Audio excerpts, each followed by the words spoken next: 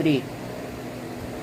Good morning, everyone. My name is Sophia Bernice and Sullivan. Today, our activity is about electric circuits. To show basic example of electric circuits, we will be needing the following materials: 12-volt battery, 2 wires. This is the negative, this is the positive.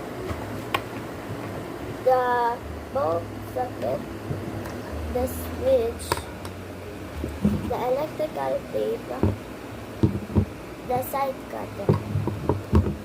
Now we will put the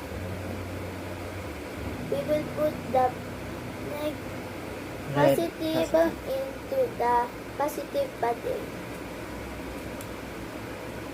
and we will put the negative to the negative battery.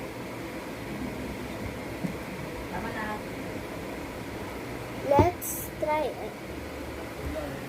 It lights, but we need to only add the switch. Yan na. Tapos na mali ko sa punso kasi nasaktan na yung mata niya.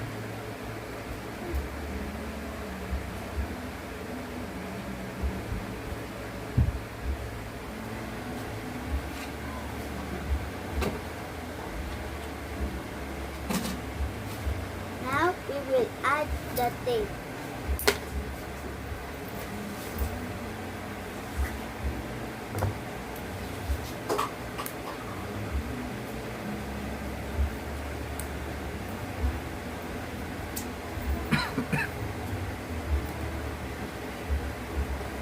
We will add the negative into the switch.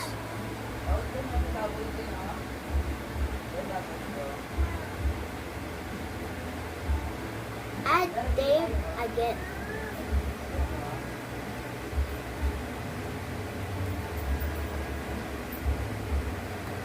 Let's try it. It lights. My activity is done. Bye-bye. Hello guys, napanood nyo ang munting instruction demo ng aking pamangkin. Nakaka-proud sila kasi unti-unti nilang natututunan ang mga basics needs dito sa atin sa buhay. Habang maaga pa, natututunan nilang mag-improve at maging masaya. Gaya ng aking pamangkin na ito. Ang dami kong pamangkin mga guys, kaya lahat sila ay minamahal ko, lahat sila ay natutuwa ako kung ano yung mga progress nila. Kaya itong pinakahuling pamangkin ko, masayahin, alagang-alaga ng mga lola, mga tita, kaya nakakatuwang pagmasdan ang kanilang mga improvement, ang kanilang pag-grow sa mundong ito. Kaya lagi nating tatandaan mga guys, mahalin natin yung mga taong nagbibigay ng energy para magpatuloy tayo. Sila kasi yung magpapalit sa atin pagtanda natin. Ang bilis ng panahon. Ang bilis ng panahon talaga naman. Laging nandyan lang. Dumadaan ang araw, dumadaan ang taon, buwan. Talagang hindi mo mapigilan ang pagtanda natin at sila ang magiging kapalit ng buhay na yung mga hindi natin na iniiwanan tayo ng mga taong mahal natin. Kagaya ko, iniwan ako ng mama at papa ko, pero ang sunod na yung magiging inspirasyon ko, ito yung mga pamangkin ko mga guys.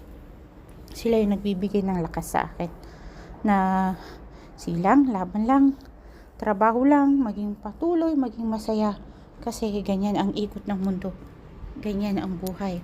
Kaya sana masarap magsabi ng sana maging bata na lang ulit ako, puro saya lang, ngiti, halakhak, yung punong-puno ka ng pagmamahal ng lahat, ikaw ang laging tinitingnan, ganyan lang ba? Pero realidad, tapos na tayo dun. Tayo naman ay kailangan magtrabaho, kailangan magsumikap, kailangan gawin lahat ng dapat gawin para maging mapagpatuloy at magbigyan natin yung mga pangangailangan ng mga mga batang susunod na generasyon natin. Kaya nakakatuwa mga guys. Ayan, 7 months na tong pamangkin ko na to. Gusto niyang kumain na ng mga matatamis. Kaya ang sabi ko, habang bata pa, ingatan mo nang huwag sanayin. Kasi ang batang nasanay sa matamis, nagiging energetic, magiging masyado siyang active. Okay lang kung ano, kaya dahan-dahan muna, ang isasanay muna natin sa mga ganitong edad, yung pagkain ng mga gulay, yung mga ano ng banana, yung mga masustansya muna. Kasi yan yung mga mistake ng mga ibang nanay. Pag ano, yung tuwang-tuwa ka ng mapakain mo yung anak mo, hindi mo alam, hindi pala good. Yung hindi yung unang dapat na ipakain sa mga bata. Dapat gulay, masusustansya muna. Na patatas, carrots, na ganitong edad ha. Isanay mo muna sila. Pigilan mo muna silang kumain ng mga maalat sa matamis. Kasi yan ang nagde-develop pa yung katawan nila eh. Yung cause ng kagaya ng mga buto nila, hindi pa pwede sa mga maalat para hindi ganun lumambot, hindi ganun ka-weak. Kailangan marami kang alam sa buhay para mas natuto sa mga dapat gawin. Ganyan, naglalakad-lakad na, may progress na ang aking mahal na si King King. Kaya sige lang, ano lang natin mga guys, laban lang at maging masaya at laging tatandaan na ang buhay ay umiikot-ikot lang yan. Lumilipas pero may nadadagdag. Kaya sige lang, ipagpatuloy na maging parte ng mundo hanggat kaya. Kaya itong pamangkin ko na to, susubaybayan, aalagaan at lagi nating tatandaan na sila ang susunod na kinabukasan natin. Kaya hanggang sa muli natin mga guys, ito ang inyong kaibigan. Mag-like and subscribe at mag-comment kung tama ang mga pinagsasabi ni Rowena Sullivan. Bye-bye!